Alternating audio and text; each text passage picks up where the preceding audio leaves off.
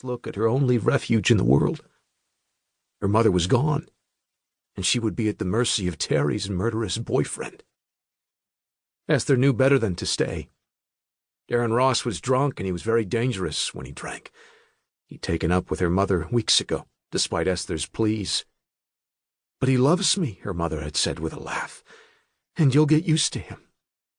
Esther hadn't, and once he started knocking her mother around when she wouldn't give him as much money as he wanted, Terry Marist had realized the mistake she'd made.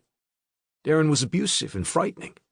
Terry was sorry, but she was too afraid to try and leave him. He'd become obsessed with the enormous diamond ring that Esther's mother had been given on her 18th birthday by her father. Even though they were estranged, Terry Marist spoke of her father sometimes and told her how kind he'd been to her when she was a little girl, before Terry married a man he didn't approve of. The ring had sentimental value, but past that it was worth a king's ransom. Darren had tried to take it off her finger once, when she was asleep, but Terry's poor hands were arthritic and swelled badly. He'd been sure at the time that all Terry had would be his one day, so he'd found an excuse to give her about what he was doing. He was just massaging her poor fingers because she'd been crying out in her sleep. Esther knew better. Terry hadn't. Now Terry had truly left him, and Esther was going to be next unless she could get away before he came downstairs. He was still upstairs, searching for the ring.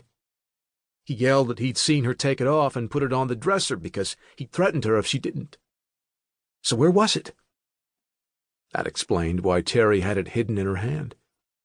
Esther had given her mother one last anguished look, grabbed her coat and purse off the coat tree, and ran out into the snowy night.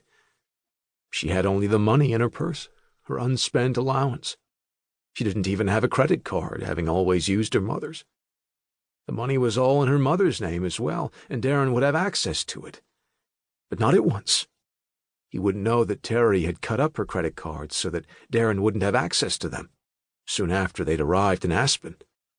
She'd had the premonition then and shared it with her daughter. Terry was truly frightened after the terrifying trip up from Vegas, with Darren driving the Mercedes, laughing about how much money, Terry's money, he was going to spend on this new venture of his. Most of Terry's estate was tied up in stocks and bonds and property, not easily liquidated. The ring Esther wore was free and clear, and could be hawked or sold for a fortune. Where could she go? She was 23 years old, and she'd never worked a day in her life. She'd been pampered, taken care of, her every desire fulfilled. Her mother's great wealth had cushioned her, spoiled her.